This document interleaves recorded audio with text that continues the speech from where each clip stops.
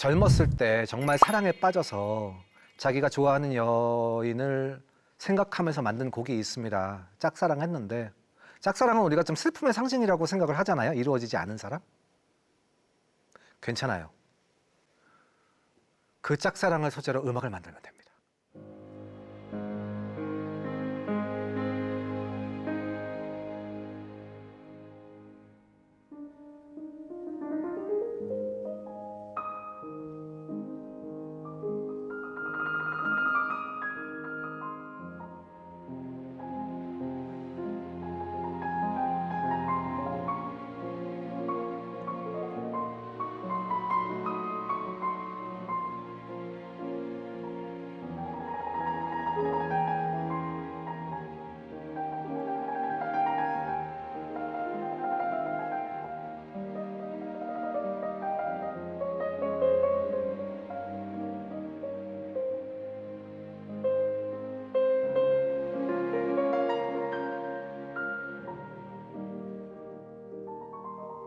정말 소름이 끼칠 정도로 아름다운 음악입니다.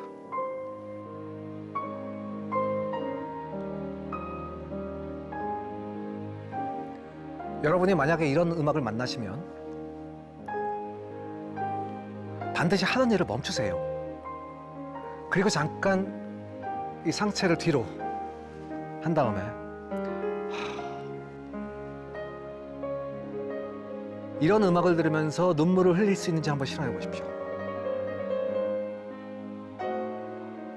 음악을 들으면서 눈물을 흘린다는 건 쉬운 일은 아닙니다. 그것도 훈련이 필요한 거긴 해요. 우리가 어렸을 때부터 근육을 만약에 이런 감정적인 것에 쓰지 않았다면 더 용기 있게 살아갈 수는 있겠죠.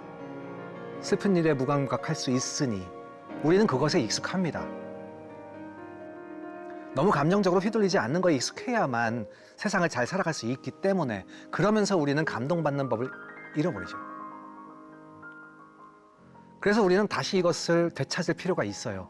음악을 통해서 하십시오, 여러분.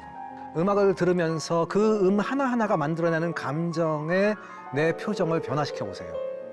그러면 어느 순간 그 음악을 듣고 눈물을 흘릴 수 있는 나를 발견하게 됩니다. 내가 음악을 듣고 울었어. 이 얼마나 행복한 순간입니까? 우리가 이것을 위해서 그렇게 열심히 살아온 건 아니겠습니까? 낭만파 시대에는 정말 이러한 감동적인 음악을 정말 많이 만들어냈습니다.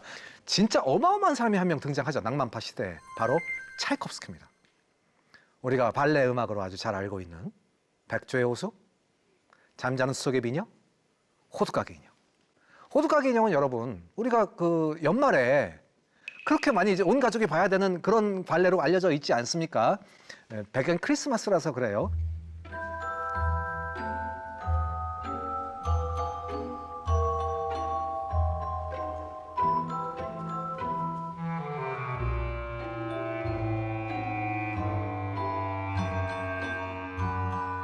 독특한 소리가 나죠. 이 지금 사탕요정의 춤에 나오는 악기는 놀랍게도 건반 악기입니다. 피아노처럼 생겼어요. 조그만한 피아노처럼 생겼습니다. 피아노 치는데 안에가 종소리가 나는 거예요. 그래서 실로폰 소리가 나는 거예요. 첼레스타라는 악기예요. 이러한 여러 가지 악기들이 막 도입이 되기 시작을 하고 이제 낭만파 시대에는 온갖 사용할 수 있는 거 다 사용을 합니다. 그러다 보니 나중에 후기 낭만파 시대에서는 규모가 엄청 커지는 거예요. 이제 점점 나라가 벌어지게 되죠. 보세요. 그전까지 이탈리아, 독일, 오스트리아 이런 나라뿐만이 아니고요. 이제 제3세계들이 나오기 시작을 하는 겁니다. 진짜 우리 음악도 보여줄 때가 됐는데 라고 하는 사람들이 나오게 됩니다.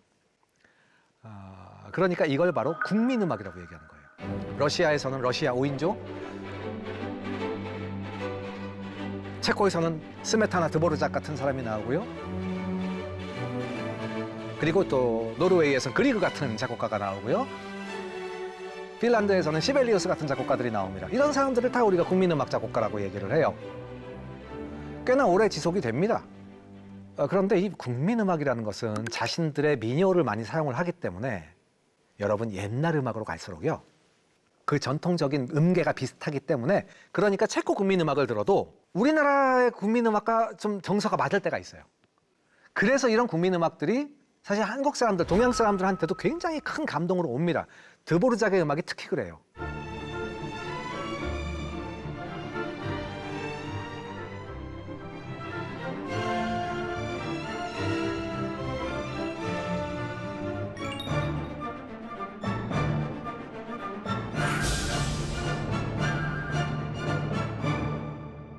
자, 이제 이 국민음악이 끝날 때쯤에 여러분 지금부터 이제 후기 낭만주의 음악이 시작이 되는데 인상주의 음악이라는 것이 잠깐 등장을 합니다. 여러분, 인상주의 음악. 인상파. 미술사가 생각이 나죠. 인상파. 모네, 뭐 이런 여기서 차용한 말이에요. 그러니까 그 인상파라는 말도 원래 미술사에서 그 좋은 말이 아니었잖아요. 모호하다. 잠깐 인상을 준다 뭐 이런 말에서 나중에는 지금 우리가 시대사조로 쓰고 있는 것처럼 음악에서도 마찬가지로 쓰입니다. 그런데 옛날엔 이게 화음인지 몰랐는데 야, 이것도 화음이 되네? 아니, 이런 것도 음계가 된단 말이야? 그러다 보니 지금까지 표현 못했던 아주 인상적인 음악이 나오게 됩니다.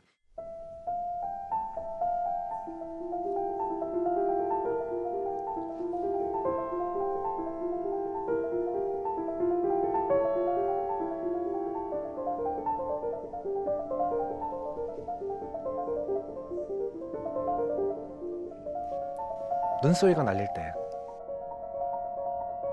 정말 눈이 날리는 것 같지 않습니까? 자, 여러분, 이 음악이 기쁜가요? 슬픈가요? 이걸로 표현 못 하잖아요. 그렇게 묘한 감정이 있다는 겁니다. 그 묘한 감정, 여러분, 말이 끝나는 곳에서 음악이 시작된다. 이번에는 이 사람은 굉장히 독특한 작곡 방식을 택합니다. 음악의 복잡한 요소를 다 지워버려요. 상당히 심플한 그 멜로디 하나를 가지고만 사람들한테 감정을 전달해요. 에릭 사티의 피아노 곡 짐노패디 1번, 굉장히 짧은 곡입니다. 이거 한번 들어보시죠.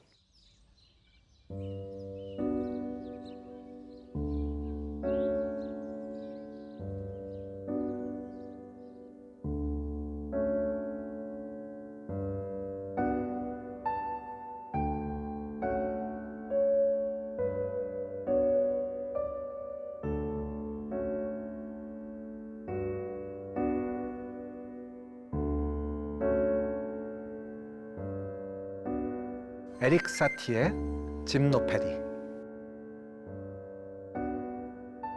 첫 번째 드는 생각은 어딘가 광고에서 굉장히 많이 듣던 음악이다. 자, 여러분, 피아노에 도전하십시오. 이 정도 할 수 있습니다. 피아노 안 배워보셨다고요? 괜찮아요. 이것만 여러분 한 100시간 연습해 보십시오. 할 수 있습니다. 피아노를 치시면서 이것이 인상주의 시대 때 나온 음악이라고 하는데 다른 인상주의 음악도 들어볼까 생각하시면 될 것 같아요.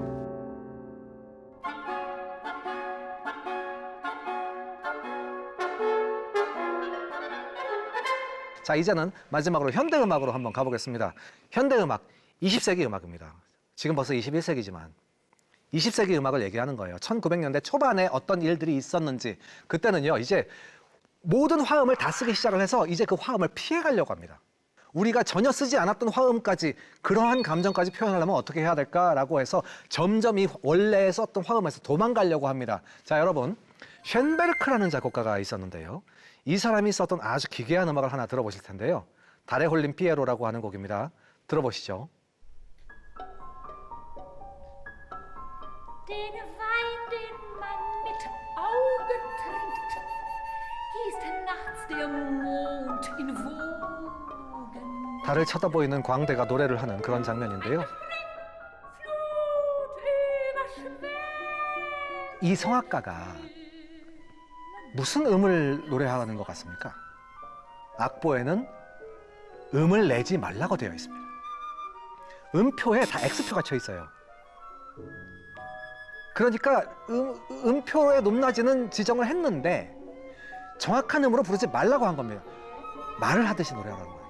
랩을 하라고 한 거예요. 여러분, 랩이 현대음악이 아니에요. 옛날에 있었어요.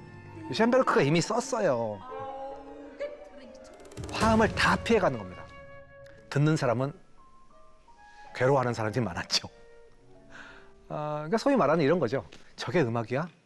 라고 하는 것들이 막 나오기 시작을 하는 거죠. 물론 여기에 열광을 하는 그룹도 굉장히 많이 있었고요. 하지만 여러분, 음악이 계속해서 이렇게 가기만 한 건 아니에요. 왜냐하면 동시대를 살았던 스트라빈스키라는 작곡가는요, 과거로 회귀하자, 옛날 고전 음악을 재해석하면서도 우리 미래를 이끌어갈 수 있어, 폴치넬라 모음곡이라는 음악이 있어요. 여러분, 지금 이 음악을 들으시면 지금 이게 마지막에 왜 나와 할 정도로 옛날 음악입니다.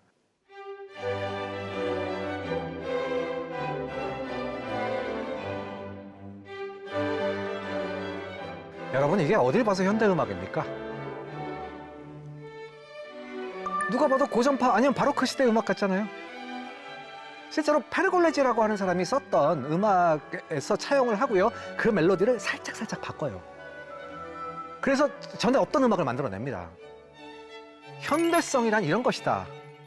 어느 한 방향으로만 가는 것이 아니라 이러한 방법도 있다라고 얘기하는 겁니다. 그래서 지금 21세기까지 계속해서 이런 음악의 역사가 이어져 오고 있는 겁니다, 여러분. 음악이 현대에 오면서 너무 괴상해지는 것 같은데 이거 어떻게 이해해야 됩니까? 음악이 어려우면요. 어렵다고 느끼셔야 됩니다. 이걸 내가 혼자 쉽다고 느끼면 그거 잘못 이해하시고 계신 거예요. 듣기 괴상하면요. 작곡가는요. 그거 괴상하라고 만든 겁니다.